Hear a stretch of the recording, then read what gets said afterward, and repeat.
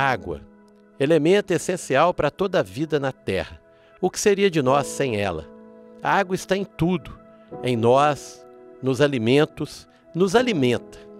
Mas nem todo mundo tem acesso a ela em quantidade suficiente, que segundo a ONU é de 100 litros de água por dia, por pessoa.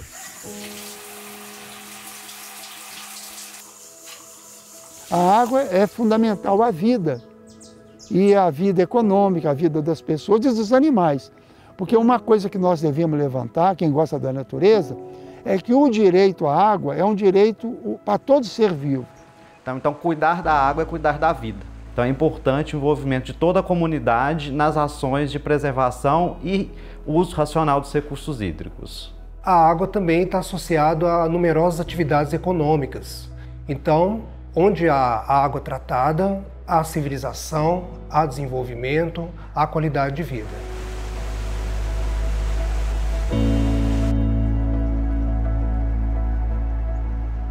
Eu sou Otávio de Toledo, jornalista e documentarista. Viajo por diferentes lugares há mais de 20 anos, registrando a cultura, as tradições e a natureza desses locais. Sempre me preocupei muito com a água em nosso planeta. Estive à frente de lutas para a preservação ambiental por onde andei e descobri que a água que abastece a minha casa chega até aqui através do sistema de abastecimento Alto Paraopeba.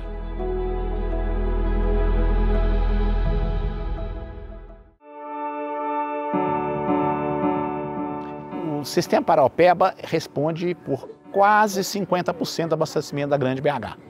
Nós estamos falando aí perto de 6 milhões de pessoas. Ele contempla 3 sistemas de reservação: o Rio Manso, o sistema Vargem das Flores e o sistema Serra Azul. Este sistema ele oferece água em quantidade e qualidade para a região metropolitana de Belo Horizonte em 55% e para Belo Horizonte 30%. Há uma particularidade que, além da barragem, nós temos também uma captação a fio d'água.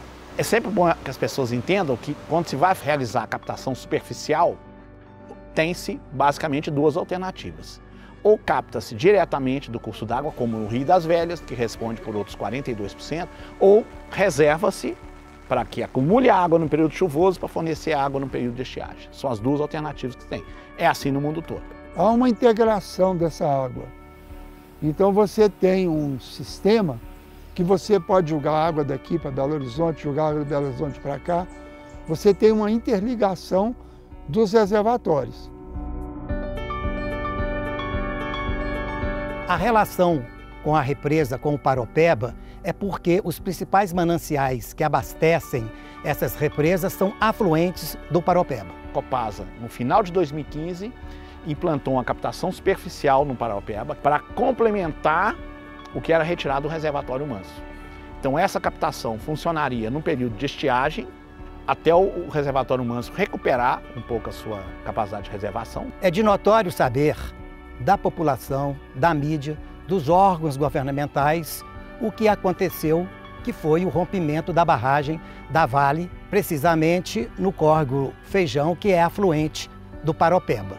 Mas, quando aconteceu isso, a Copasa imediatamente interditou a captação, a qual começamos a abastecer Belo Horizonte e a metropolitana através do reservatório. Então, essa integração do sistema, ela pode garantir água, mas com racionamento. Não vai achar que se o Rio das Velhas parar de fornecer água para Belo Horizonte, que vai ficar tudo normal. Quanto mais água nós temos, infelizmente, nós gastamos mais. Então, quando a gente está numa região como Belo Horizonte, que tem um serviço de abastecimento de água, né, para toda a população, na sua grande maioria, há uma tendência de gastar um volume maior de água.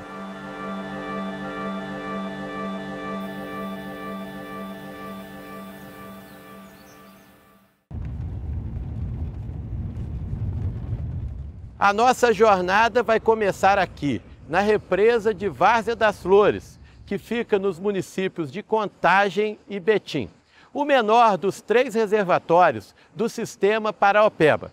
E o grande desafio aqui é frear a especulação imobiliária e diminuir os impactos que as 2 cidades grandes causam à represa.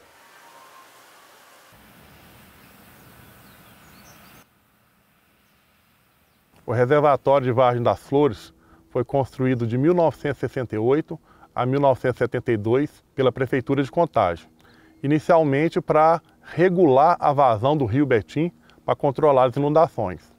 Porém, se viu aqui um potencial reservatório de abastecimento público, que foi adquirido pela Copasa em 1986 para garantir o abastecimento público da região metropolitana. De acordo com a resolução CONAMA número 357, a barragem Várzea das Flores ela é uma barragem de água doce, que é enquadrada na classe 3, que é uma classe que diz que a água daquela barragem ela pode ser usada para abastecimento humano após o tratamento, para irrigação, pesca amadora e para recreação por contato secundário. Então ela é responsável pela segurança hídrica de mais de 500 mil habitantes. Então é muito importante manter o bom uso dessa barragem. Tem até uma lei estadual que definiu essa barragem como uma APA, que é uma área de proteção ambiental. Então ela é muito importante para manter o desenvolvimento biológico, manter a qualidade hídrica. A ocupação urbana, a urbanização desenfreada, parcelamentos irregulares, invasões, tem prejudicado as cabeceiras desses córregos, a cabeceira que são as nascentes, então a vazão de água tem diminuído progressivamente. Então ações de mobilização e fiscalização para evitar essa ocupação irregular, na minha visão, tem sido um grande problema em relação ao sistema de abastecimento e à represa de Várzea das Flores. A represa Várzea das Flores ela é muito importante para a população, principalmente após o rompimento da barragem de Brumadinho, que poluiu o rio Paraopeba. Essa represa se tornou ainda mais necessária para a população, porque se tornou uma fonte principal de abastecimento. Então, tem muitos desafios para manter a qualidade da represa e o que mais atrapalha mesmo é a ação antrópica. Como não houve a desocupação completa, ela é uma área urbanizada, em parte dos bairros Solar do Madeira e Tupã. Então é uma mistura de área urbanizada com grandes fazendas e grandes áreas protegidas. Deve ser o único sistema de abastecimento na região metropolitana que mistura essa área urbanizada, ocupação, sítios, com bairros e área preservada. O reservatório, quando está na sua capacidade máxima, ele é capaz de armazenar 44 bilhões de litros de água. Hoje nós estamos captando para tratamento, hoje a nossa produção média está sendo de 1.100 litros por segundo. Isso consegue abastecer 600 mil pessoas por dia, representando 7% do abastecimento total da região metropolitana.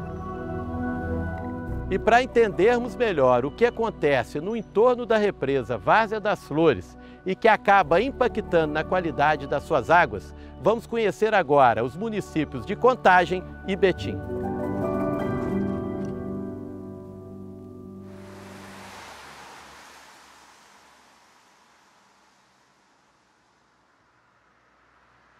Foi num ponto aqui nos arredores do centro de Contagem onde tudo começou. Os produtores traziam suas cargas que iriam para o Curral del Rei, hoje Belo Horizonte. Na região tinham muitas fazendas que produziam de tudo, principalmente abóboras. Como a contagem das abóboras era feita por aqui, nasceu assim o nome da cidade. De 1759 até na década de 40 do século XX, foi uma cidade com um perfil econômico agropastoril. A gente tem um outro povoamento que se dá próximo a esse posto de registro fiscal, São Gonçalo da Contagem, um pequeno povoamento em torno da capela, em reverência a esse santo, ao São Gonçalo. Essa primeira capela de taipa ela foi construída em 1725 e ao longo do tempo ela foi sofrendo algumas alterações. E aí um certo tempo com características bem barrocas, inclusive este retábulo veio da Igreja Nossa Senhora da Boa Viagem, tem marcas aí do rococó pelo retábulo e também do modernismo, das coisas mais modernas do tempo presente, tendo como referência também o Concílio Vaticano II.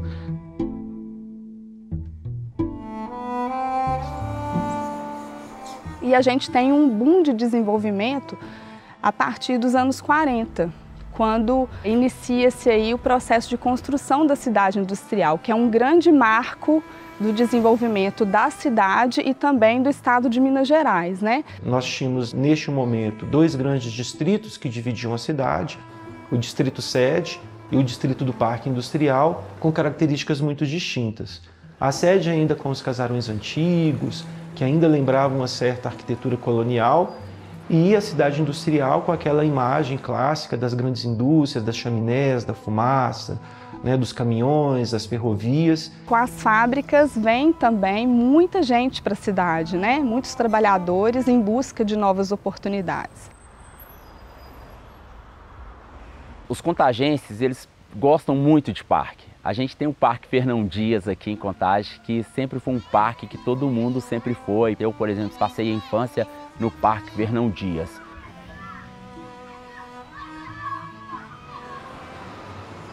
Com o passar do tempo, Contagem cresceu muito, virou uma grande cidade.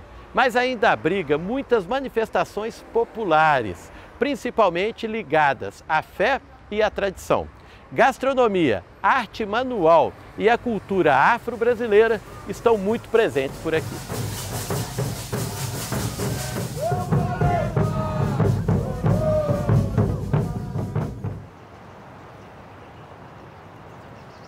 A comunidade dos Arturos é uma comunidade que tem a sua descendência e origem do negro Arthur Camilo Silvério, filho de escravo, nascido em 1885.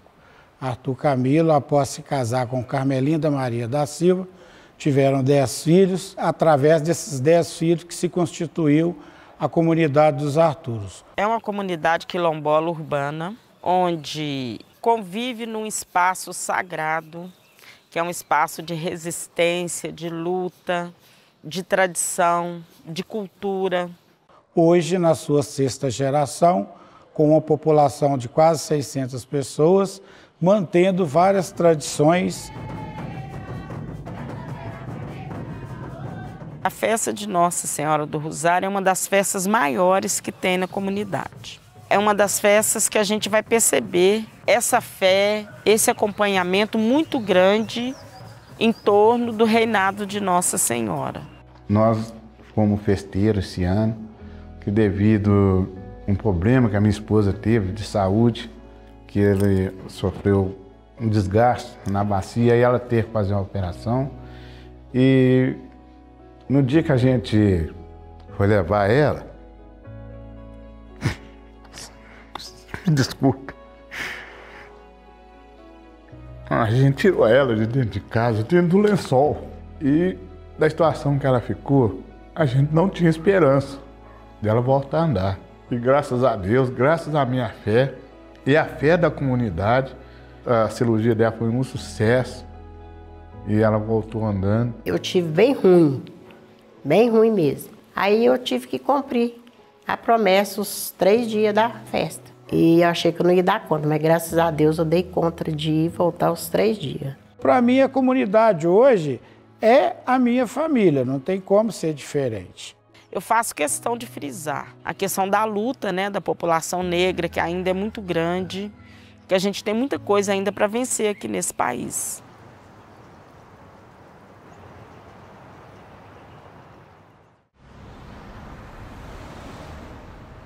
A história da Casa dos Cacos se confunde com a história do seu próprio autor, que é o seu Carlos. Ele chama Carlos Luiz de Almeida, ele foi um geólogo, nascido em Juiz de Fora. Então ele veio para Belo Horizonte jovem, trabalhou a vida inteira como geólogo. Ele aposentou cedo, com 50 e poucos anos ele já aposentou e veio aqui para o Bernardo Monteiro, em Contagem, ter uma casa de campo, uma casa de final de semana, uma casa de descanso. Ele começou a mexer aqui na casa, ele revestiu o banheiro, aí ficou legal, aí fez o alpendre também, e aos poucos ele começou a revestir toda a casa de cacos. Sempre já estava pensando em fazer como se fosse um ponto de turismo, porque eu já tinha pesquisado, né? E que aqui no Brasil não tinha nenhuma casa de caco, então ele pôs na ideia de fazer uma casa de caco aqui. E cada dia que passava ele criava uma coisa diferente nela, sabe? Então a casa, com o tempo, de 63 a 89, foi completamente revestida de cacos. E aí se tornou, nos anos 80, um dos principais pontos de visitação aqui da história de Contagem.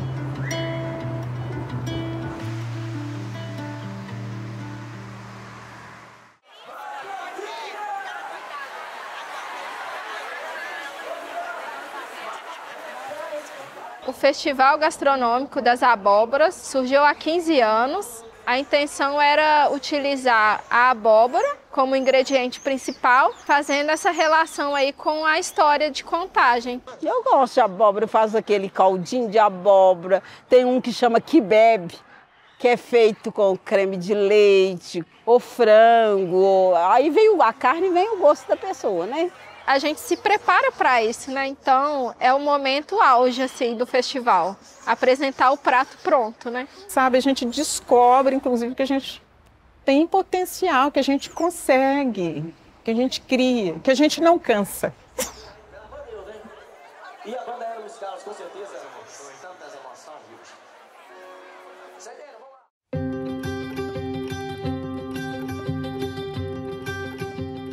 Foi aqui neste local que surgiu a primeira capela que deu origem ao povoado de Betim, local de passagem dos tropeiros que vinham de São Paulo com destino à Vila Rica, nossa hoje Ouro Preto. E foi o bandeirante Fernão Dias quem fincou pela primeira vez uma bandeira nessas terras.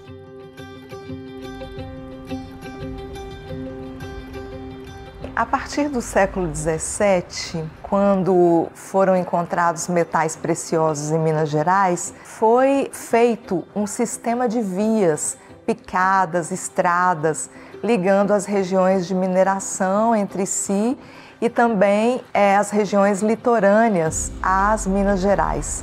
Betim está justamente no caminho, na passagem desse ciclo minerador, mais precisamente entre a vila de Pitangui e a vila de Sabará. O primeiro registro que nós temos documental é de 1711, que é a Carta de Sesmaria do Betim, que foi uma petição feita por José Rodrigues Betim para estar ocupando esse espaço que, segundo a carta, os documentos da época, já se falava que desde o final do século XVII essa família já ocupava esse espaço aqui.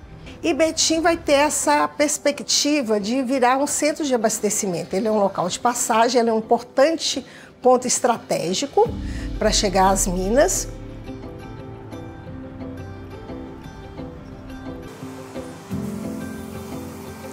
Isso permaneceu mais ou menos nesse perfil até 1910, quando então foi implantada a ferrovia, a estrada de ferro oeste de Minas. Vão começar a ser instalados as áreas comerciais, os equipamentos, né? Porque o trem que para nessa estação e a vida da cidade então toda vai ser desenvolvida para o lado de lá. E ela melhorou as condições de escoamento da produção da nossa região e atraiu mais produtores para próximo dos caminhos. Então isso fez com que aumentasse o arraial.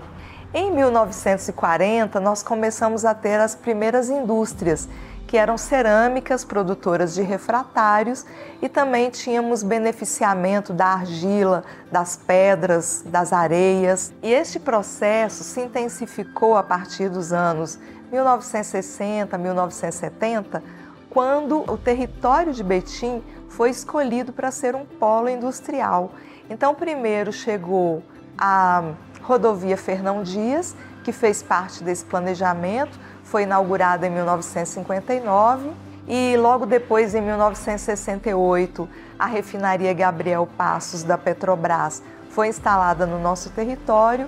Depois, nos anos 70, nós vamos ter a implantação da Fiat, que vai ser o grande marco aí dessa questão dos distritos industriais de Betim. A Fiat vai vir e vai trazer várias outras indústrias satélites e Betim vai tornar-se aí um grande polo industrial da região metropolitana.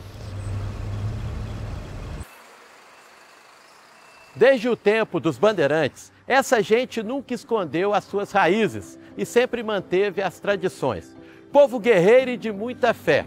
Somente assim foi possível prosperar por essas terras, mas sem nunca abandonar a sua história, a sua memória. O Complexo Praça Milton Campos, ele está localizado na região central de Betim, na Praça Milton Campos, que é um espaço muito simbólico para a cidade. A cidade começa ao redor dessa praça, ele abriga alguns equipamentos culturais da cidade, abriga a Casa da Cultura, abriga o Teatro Municipal. Nós temos a Casa da Cultura, que é um bem tombado.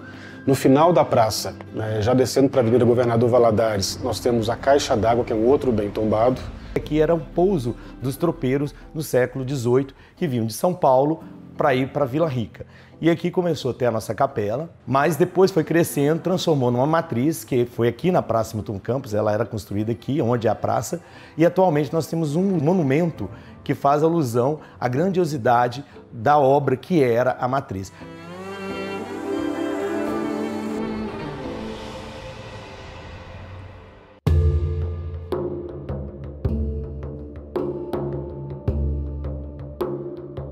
Agora chegamos ao reservatório de Serra Azul, que fica entre os municípios de Joatuba, Mateus Leme e Igarapé. A estrutura aqui é enorme e toda a área em volta é protegida e preservada, o que garante água de qualidade durante todo o ano. A origem do reservatório de Serra Azul se deu pelo crescimento da cidade de Belo Horizonte e região metropolitana. Então notou-se a necessidade de novas fontes de água para abastecimento público e foi observado então através de estudos que essa área seria propícia para a construção de um grande reservatório, haja vista as condições favoráveis de topografia e a grande riqueza hídrica natural. As obras do sistema do reservatório Serra Azul iniciaram em janeiro de 1980 e 2 anos depois o sistema entrou em operação em fevereiro de 1982. A bacia hidrográfica ela possui 262 km², que abrange os municípios de Joatuba, onde se deu o barramento, Mateus Leme, Igarapé e um pedaço do município de Itaúna. Segundo os padrões de balneabilidade do CONAMA, que é o Conselho Nacional de Meio Ambiente, sim, a água é limpa. Porém, para consumo humano, é preciso que ela passe pelos procedimentos de tratamento, para que ela se torne potável.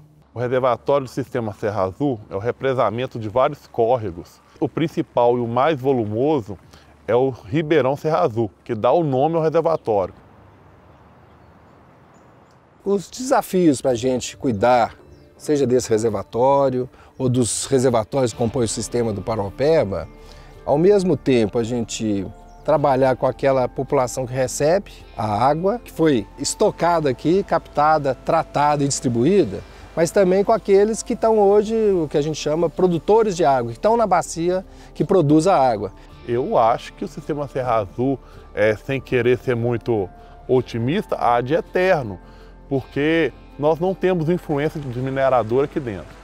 A área é completamente cercada e protegida. Então nós vamos ter essa água aqui para abastecer a Belo Horizonte, região metropolitana, por muitos anos.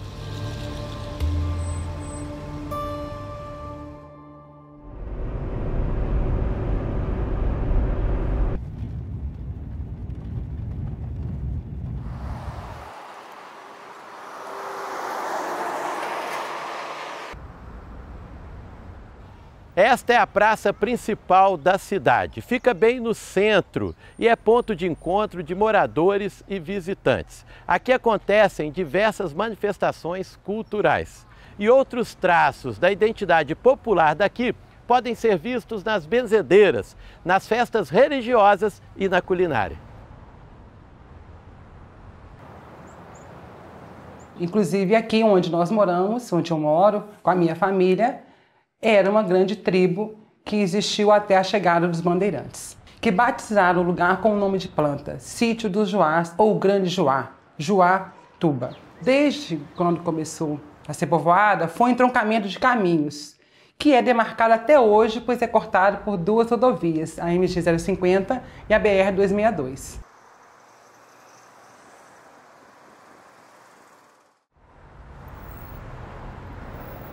Hoje a rede ferroviária é um bem tombado a nível nacional. Essa rede ferroviária no passado, ela foi palco do nosso comércio local. Ela foi palco de trazer o comércio todo que passava de madeira, do carvão, as coisas que passavam aqui por Joatuba. O nosso perfil econômico hoje da cidade é através do comércio e também das empresas que se instalaram em Joatuba. Hoje nós temos empresas aqui em Joatuba que fazem vacinas, temos empresas que trabalham com peças automotivas, temos a Ambev, que é a Brahma, e essas empresas que fazem a renda per capita do nosso município com os moradores.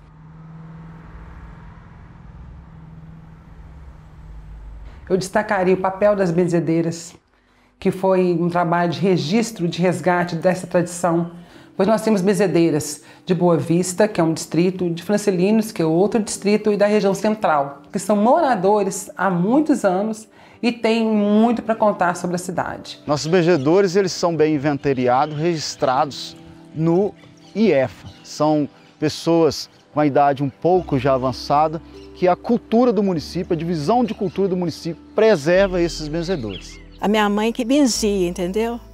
Aí, no leito de morte dela, eu estava acompanhando ela no hospital, aí ela me pediu para mim benzer ela. Aí eu falei assim, mãe, eu não sei benzer. Eu vou falando as palavras, filha, e você vai repetindo. Aí eu comecei a repetir as palavras que ela falava, aí eu aprendi com ela que me ensinou. Foi assim que eu aprendi. Eu comecei a benzer, eu tinha 12 anos.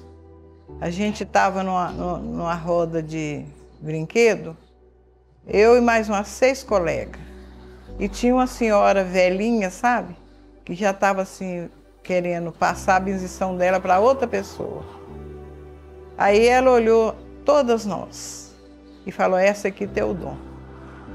E aí me chamou e me ensinou a benzer, e dessa ocasião para cá eu benzo até hoje. Tem algumas coisas que remédio de farmácia não cura e nem o médico.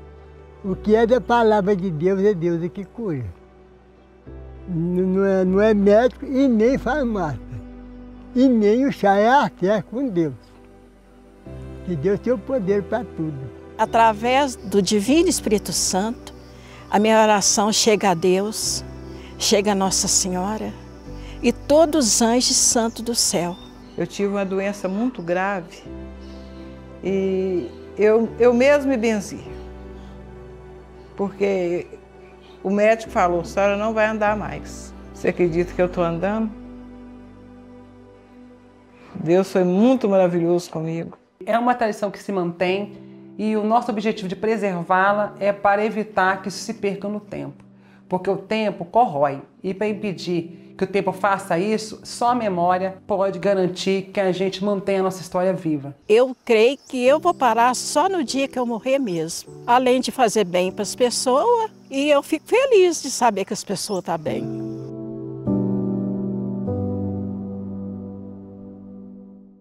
Uma das reservas naturais mais importantes do sistema Paraopeba é a Serra do Elefante, que fica aqui, entre Mateus Leme e Joatuba. Só que ela corre sérios riscos por causa da especulação imobiliária e, por isso, merece toda a nossa atenção.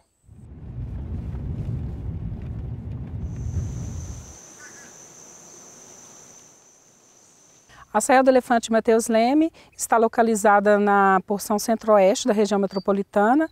Sua formação geológica está inserida dentro do subgrupo do Rio das Velhas e sua formação geomorfológica, compreende hoje aí uma formação bem antiga, mas que não está ligada em nenhuma das grandes serras, formações geográficas importantes de Minas Gerais, como Serra do Curral. Ela está bem isolada, embora próxima, mas isolada destas formações. A Serra do Elefante ela é dividida entre 2 municípios, Tem uma parte em Mateus Leme e uma parte em Joatuba. Ela ganhou esse nome de Serra do Elefante porque, dependendo do ponto da cidade que você tiver, você vai enxergar direitinho um elefante deitado. Então, ela ficou popularmente conhecida como Serra do Elefante. Os recursos hídricos da Serra do Elefante, eles são bastante importantes porque ela está inserida na bacia do São Francisco, na subbacia do rio Paraopeba. Então, ela tem essa importância hídrica de recarga. Nessa serra, nós já conseguimos identificar 38 nascentes. Algumas nascem bem pouca água, outras nascem com uma abundância maior, como das cachoeiras. No início da cidade, a cidade era abastecida com a água da Serra do Elefante. E o topo da serra tem hoje 1.280 metros de altitude. A serra possui também ainda reservas minerais importantes, uma vez que inclusive já foi minerado muito aqui o ouro. Uma dessas reservas é a água mineral, que é captada aqui. Aliás, é o único tipo de mineração que é desenvolvida na Serra do Elefante. A Serra do Elefante ela é protegida por um decreto que abrange apenas 807 hectares, então não dá 1/3 da área total dessa serra. E esse decreto é muito frágil, eles já tentaram derrubar esse decreto, já tentaram alterar as dimensões desse decreto. Sempre assim, é uma briga de vários populares, né? De ter uma associação, tem a brigada de incêndio, que fica no pé para eles não quebrarem esse decreto. Por isso mesmo que nós estamos na luta de transformar esse decreto em lei, porque aí sim nós estaremos efetivando a conservação e a proteção dela. A serra acabou virando esse patrimônio histórico, cultural, econômico, muito importante para a comunidade em si.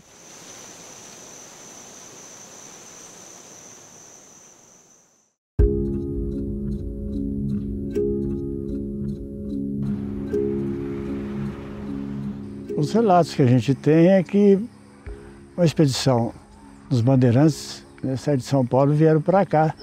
E aqui eles seguiram o curso do rio Paropeba, acabaram chegando aqui em Joatuba e de lá eles visualizaram o Morro do Elefante, né?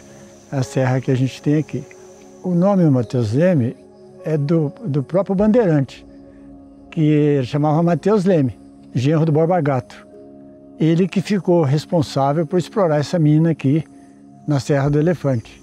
A cidade de Mateus Leme começou aqui no centro e expandiu para os distritos hoje, de Serra Azul, Sítio Novo e os distritos. E hoje é muito grande, para você ter uma ideia, daqui a um distrito, Serra Azul, tem 20 quilômetros, por exemplo.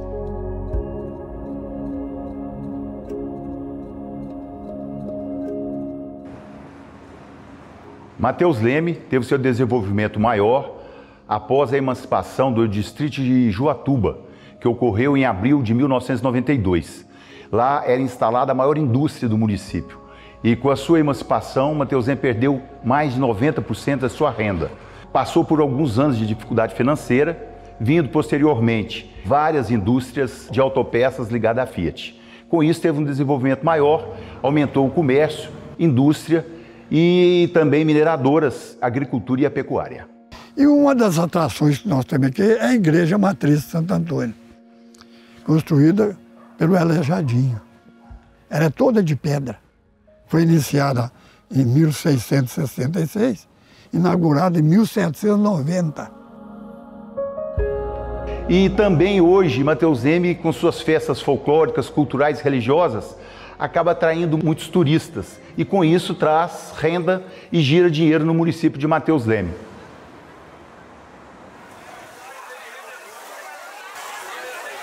O primeiro festival gastronômico da culinária afro-mineira, ele vem divulgar, publicar e valorizar a cultura local, a culinária local, com a influência dos nossos ancestrais, dos povos africanos escravizados aqui.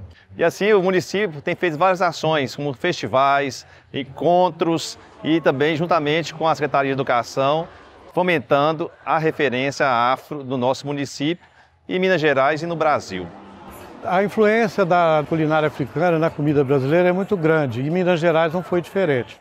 Então aqui nós temos o quiabo, a costelinha, a canjiquinha com suã. Quando há um festival desse, é uma forma de divulgar e desconstruir um pouco desse racismo institucional, desse preconceito, da intolerância religiosa que há contra as tradições de matriz africana. Então isso é um momento muito importante para nós. Em Mateus Leme temos vários representantes da cultura africana. Capoeira, candomblé, umbanda, folia de reis, congadas, inclusive a cavalhada, que de certa forma tem uma influência também dos africanos, que são representados pelos mouros. A tradicional cavalhada masculina, ela tem mais de 100 anos que acontece no município. Ela acontece no mês de junho, geralmente no segundo final de semana, e junto a ela é comemorado a festa do padroeiro da cidade. São realizadas várias missas, procissões, shows pirotécnicos, também shows musicais. E a tradicional cavalhada, que acontece no sábado e no domingo, que retrata a luta entre os cristãos e os mouros. Ela foi tirada da cavalhada de Pirenópolis, em Goiás. Ela veio através do Xixico do Arrojo, ela veio para Mateus Leme e essa família deles sempre cercou a cavalhada para não deixar que ela caísse, né?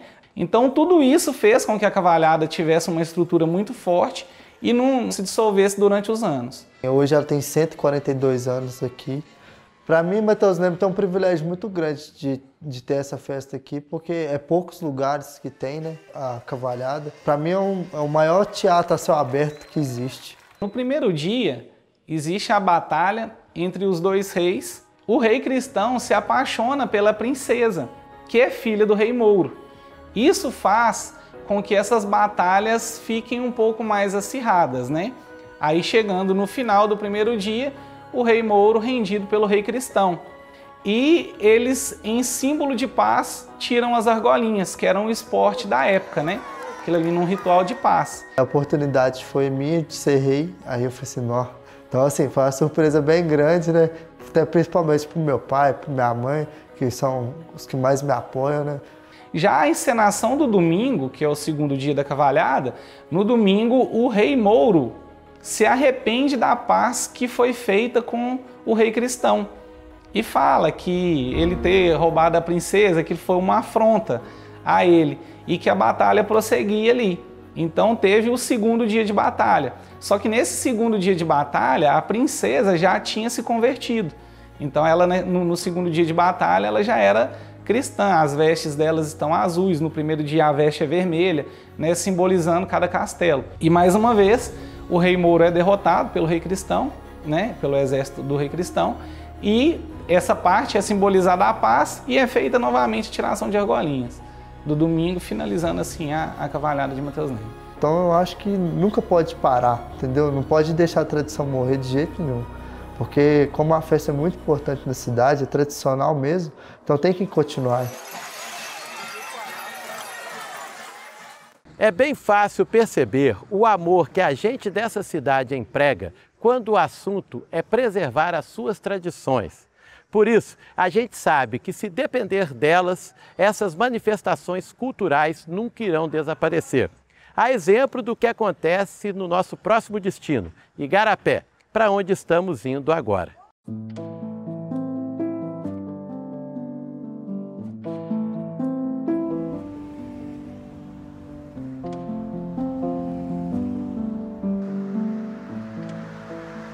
Agora estamos bem no centro de Igarapé.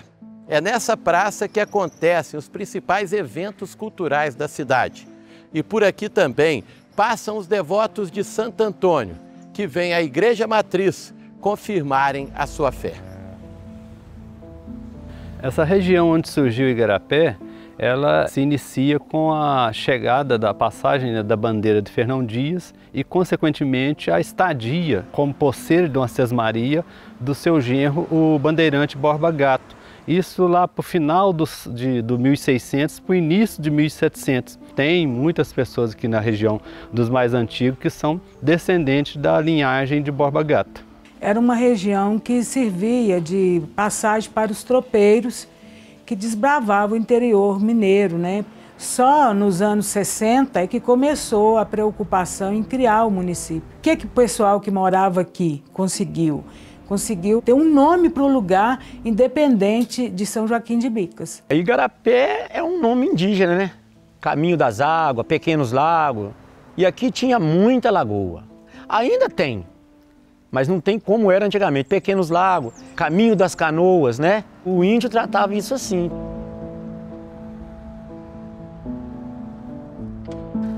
A Serra do Itatiaia-Sul, ela está localizada aqui na região metropolitana de Belo Horizonte e é uma divisa intermunicipal, né? O município de Igarapé, o município de Itatiaia-Sul e o município de Mateus Leme é que dividem a serra. Ela é uma sequência, né, do quadrilátero ferrífero, pertence à Serra do Curral, uma extensão da Serra do Espinhaço.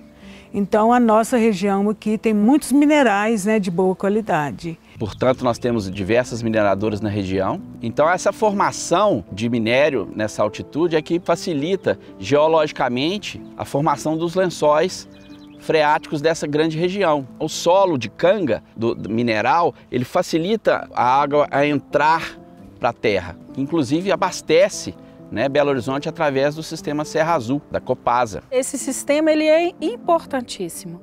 Eu acredito que nós de Igarapé, Itatiaia-Sul, Mateus Leme, nós temos esse dever social, ambiental, econômico, de trabalhar com preservação daquelas nascentes lá, embora exista uma mineração intensa. Então é uma região muito importante para nós com a condição hídrica. Inclusive o nome da nossa cidade, né, se refere às nascentes que existiam, né, no passado e que hoje estão deixando de existir por conta da atividade minerária. Nós já temos o tombamento cultural, histórico, turístico da Pedra Grande em si, mas toda a serra ela é protegida, né, pela lei orgânica do município, além do decreto estadual da APE, Área de Proteção Especial, e também da APA Municipal de Igarapé. A segurança ambiental dos recursos hídricos aqui é de fundamental importância para continuar fornecendo essa água para a região metropolitana de Belo Horizonte.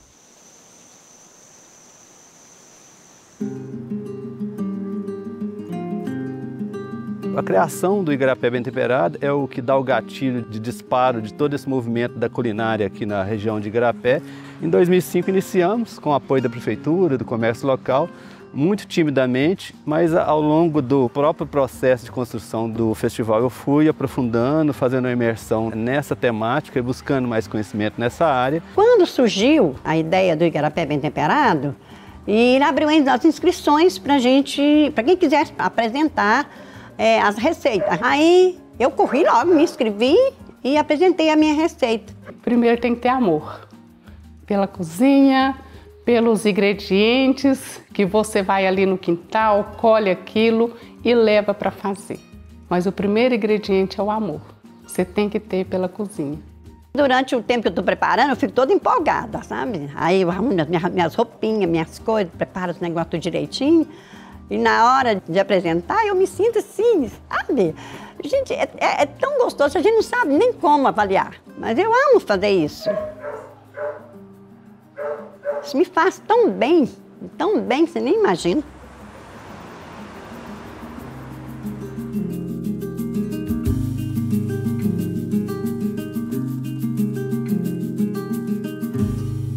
Este é o maior lago do sistema Paraopeba. Ele é monitorado 24 horas pela Copasa, que também é responsável pelo seu alto índice de preservação. Aqui não é permitido acesso às pessoas, somente em casos especiais, para registros e estudos. No início da década de 80, houve um crescimento bastante intenso da região metropolitana de Belo Horizonte. Então, por sua vez, houve um aumento do consumo de água tratada. E na época a Copasa já tinha outros dois grandes sistemas da bacia do Paraopeba, que é o sistema Serra Azul e Várzea das Flores, e teve a necessidade de encontrar um outro grande manancial para complementar esse abastecimento. E foi escolhido a bacia do Rio Manso, que a gente está vendo aqui, que também faz parte da bacia do Paraopeba. A construção da barragem, do sistema em si, foi em 85. O enchimento do reservatório ocorreu no início do período chuvoso de 1989 e verteu em 1990. O término das obras com a instalação da estação de tratamento de água e inauguração do sistema produtor do Rio Manso, ele ocorreu em março de 1991. A escolha para a construção do reservatório nesse local que estamos hoje não foi aleatória. Por quê? Porque a bacia do Rio Manso ela está muito bem preservada. Os estudos da época mostraram que tinha muita cobertura vegetal, então tinha muita mata para segurar essa água no período chuvoso. E você tem um rio relativamente longo, extenso. Ele nasce em Crucilândia com divisa de Piracema e chega quase na foz do Paraopeba, em Brumadinho, onde estamos hoje. Então, com isso, você consegue reservar bastante água. Então, o Rio Manso chegando no reservatório, o Rio Veloso, o Córrego Grande. E com isso a gente conseguiu armazenar água em qualidade e em quantidade. O entorno desse reservatório abrange uma área de 92 quilômetros quadrados, ou seja, 9.200 hectares, para proporcionar a melhor qualidade da água. A mata ciliar ela tem uma importância muito grande para filtrar as enxurradas e não deixar o carreamento de sedimentos diminuir a vida útil desse reservatório.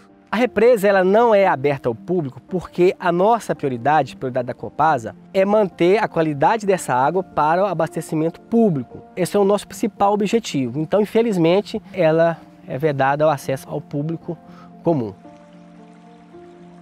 O entorno da reserva, de 9.200 hectares, ele é ocupado por propriedades rurais que desenvolvem atividade na agropecuária, onde desenvolvem lavouras e criação de gado.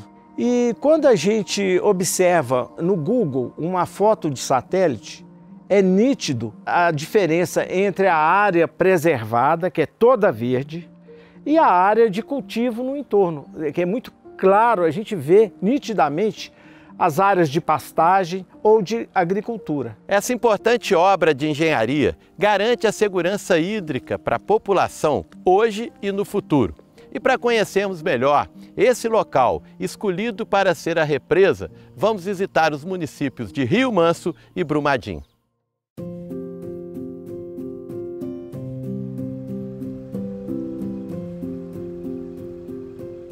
Agora estamos bem no centro de Rio Manso, cidade típica do interior de Minas. O tempo aqui parece passar mais devagar. A padroeira é Santa Luzia. Milhares de pessoas vêm todos os anos pedirem proteção à Santa dos Olhos. Outras manifestações culturais aqui da sede e do distrito ajudam a perpetuar tradições de geração em geração. Rio Manso foi fundada porque aqui era passagem de imigrantes, de bandeirantes, dentre eles o principal Fernão Dias. Então eles passavam, tinham também os comerciantes que seguiam nas suas mulas para poder fazer comércio, e aqui começou a surgir então um ponto para que eles pudessem dormir. O Rio Manso antigamente pertencia ao município de Bonfim. E por causa de uma paróquia que tinha aqui, paróquia de Santa Luzia, nós éramos conhecidos aqui como Vila de Santa Luzia. E em 63, Rio Manso deixou de ser condição de vila e passou a ser município a partir de 63, dezembro de 63. Hoje aqui na região aqui o pessoal usa muito plantações, né? Plantar horta, uns mexem com gado, tira leite. A economia aqui é mais envolvida na plantação. Na cidade de Rio Manso tem, do outro município que é Bernardes, que mexe muito com cerâmica.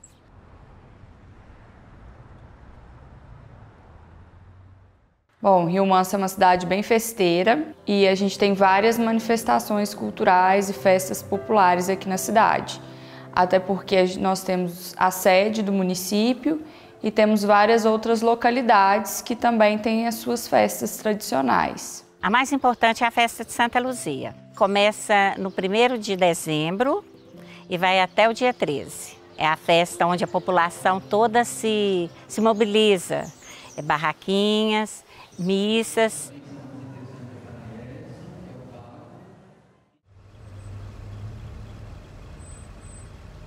Agora estamos no distrito de Souza. Aqui pertence ao município de Rio Manso. E para cá foram trazidas muitas pessoas para a construção do lago. A gente sabe que elas continuaram aqui suas vidas, mesmo com tanta saudade das casas antigas. Mas no fundo, todas sabem que fizeram um sacrifício individual familiar em prol do bem coletivo pela água. Rio Manso tinha uma localidade que tinha uma população muito grande, que era a Cachoeira dos Antunes. Lá produzia hortaliça, produzia mandioca e tinha também um ponto turístico muito famoso, muito conhecido, que era a Cachoeira dos Antunes. A comunidade era uma comunidade simples, pequena, mas tinha muita vantagem, muita riqueza, tinha uma bela cachoeira, era muito visitado pelo pessoal de fora. O comércio era bem assim, evoluído pelo tamanho da cidade, os comércios, tinha muito comércio e todo mundo vendia muito. Era um lugar pequeno, mas de grande riqueza. Com a vinda da Copasa e a desapropriação, a Coprasa formou aqui 2 bairros, a Cachoeira dos Antunes, que doou lotes para os moradores lá desse bairro, dessa localidade, e o bairro Piqui também, no distrito de Souza, que hoje pertence a Rio Manso. A barragem começou por volta de 88, 89 e saíram dessa região aqui mais de 700 famílias. Rio Manso, a população diminuiu. Por causa disso, teve um grande êxodo de famílias que saíram da cachoeira e foram para outros municípios vizinhos.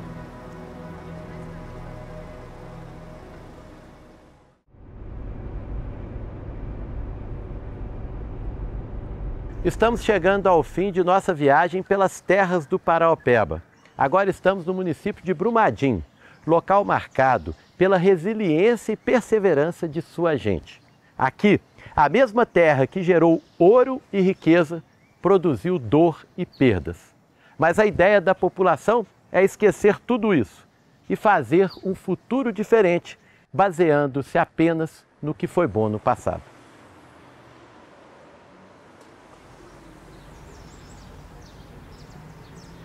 A cidade, ela é muito posterior, ela é muito jovem ainda, né, que é a cidade de Brumadinho. Teve o seu início aqui em Piedade do Paraupeba, que foi a primeira vila com papel por Fernão Dias Pais Leme. Em 1910, mais ou menos, começou a construção do ramal ferroviário do Vale do Paraupeba.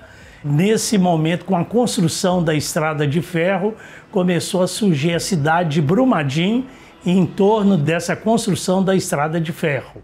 A partir daí, Brumadinho se transformou numa região de mineração de ferro. Em 1938, essa cidade foi emancipada como município, deixando de pertencer a Bonfim, passando a ser o município de Brumadinho. Então, hoje a economia ainda persiste em ser a exploração do minério de ferro pelas mineradoras. Existem várias aqui, mas nós estamos revertendo tudo isso, né? Hoje nós temos inúmeras experiências onde a comunidade, algumas pessoas abriram suas casas para que as pessoas, os turistas, tenham uma imersão nessa cultura, né? Levando para o Brasil e para o mundo essas experiências. Aqui na Cerâmica Raiz nós oferecemos uma vivência que consiste em visitar o local de extração da argila, que é bem próximo aqui. A pessoa retira um pouco da argila, eu mostro como é feito todo o seu beneficiamento e posteriormente nós convidamos ela para fazer alguma peça, seja no torno, seja em placa, à mão. Essa peça depois será queimada e entregue à pessoa. Então, um dos maiores polos ceramistas artesanais do Brasil está localizado aqui em Brumadinho, na Serra da Moeda, que a gente tem no distrito de Piedade do Paraupeba, vários outros vilarejos, e hoje são mais de 100 ateliês de cerâmica. Brumadinho ainda é um município relativamente bem preservado do ponto de vista ambiental. E ele tem muitas regiões que atraem pessoas de fora, turistas, né? Como na região serrana do município, onde está localizada a Casa Branca, onde é uma região de cachoeira, região muito bonita. Ela possui uma estrutura de pousadas e também de restaurantes, né? E fazer boas caminhadas na Serra do Rola Moça, né? Devidamente pré-agendado. Então isso é fascinante. E é possível também vivenciar, para quem gosta de uma boa aventura, tirar os pés do chão e fazer um voo aqui de parapente, sobrevoando toda essa encosta da serra e ver um outro olhar e um outro ângulo de Brumadinho. Nós temos também um calendário religioso muito ativo, o Jubileu de Nossa Senhora da Piedade, que é uma das regiões mais antigas de Minas Gerais, cuja igreja data de 1713. Eu brinco e falo que aqui, a cada semana, você tem 2, 3 eventos diretamente ligados a essa questão cultural, assim. Então isso na cidade é muito forte, assim. Isso na nossa cidade é uma coisa muito, muito presente mesmo, assim.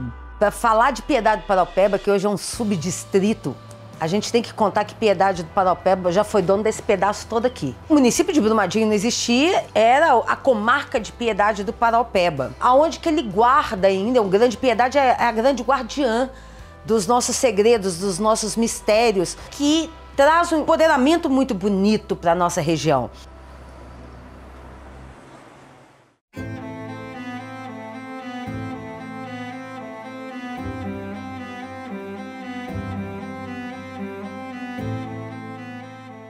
O Iotim, Museu de Arte Contemporânea e Jardim Botânico, é um dos pontos mais importantes de toda a região.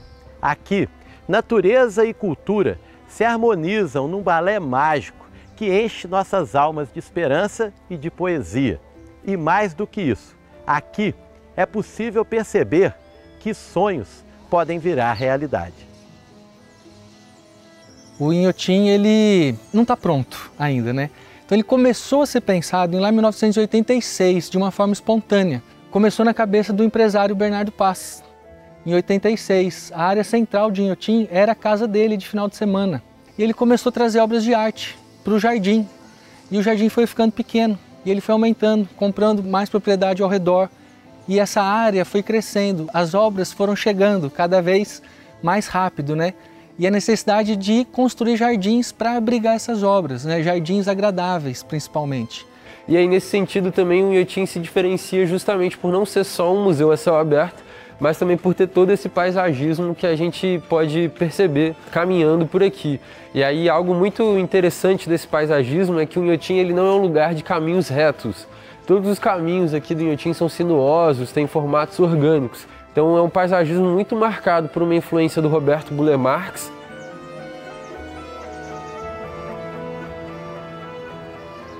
O Inhotim também está numa área super interessante em relação aos biomas. A gente está numa área de transição entre o bioma Mata Atlântico e o bioma Cerrado.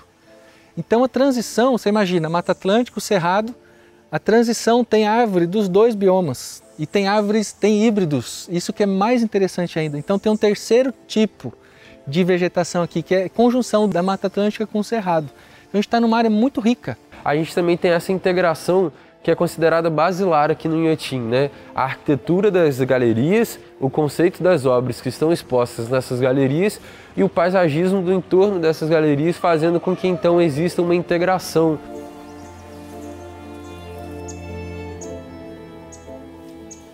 A gente está dentro do quadrilátero ferrífero, que é um dos locais que mais tem ferro no subsolo e no solo.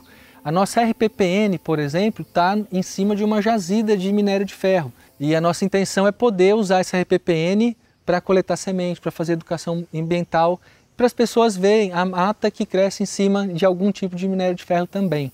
A gente pode dizer que é um acervo em constante dinamismo, que busca se atualizar. E aí, nesse sentido, para o visitante que está vindo aqui ao parque, pode ser muito interessante seguir as rotas que o Inhotim desenvolve, ou pelo menos propõe para visitação. E se você vê o Inhotim no mapa, uma foto aérea, você vê que hoje a gente é uma ilha verde e está cercado com minas aqui em volta, né? E a gente é muito grato para esse projeto estar acontecendo aqui.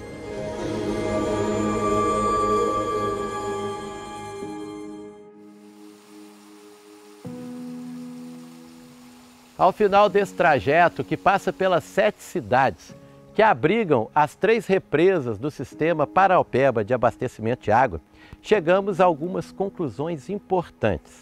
Vimos que a água de nossas casas é fruto de um esforço coletivo. Por aqui, o trabalho de preservação e a inteligência humana ajudaram a minimizar os impactos da estiagem. Os reservatórios se enchem de água e esperança no período de chuva, para garantirem a vida na época de seca. Porém, para que essa engrenagem funcione com eficiência, é importante a participação de todos. Salvar cada nascente que de forma resiliente ainda sobrevive à expansão das grandes cidades é uma missão coletiva. Nesse sentido, temos que poupar a água da poluição, poupar a água do desperdício, para que essas poupanças nos poupem de um futuro seco. A gente encerra esse documentário com a certeza de que cultura, água e ser humano são uma coisa só, um ligado ao outro, como os filhos à mãe. Afinal de contas, somos todos frutos dessa terra, o planeta Água.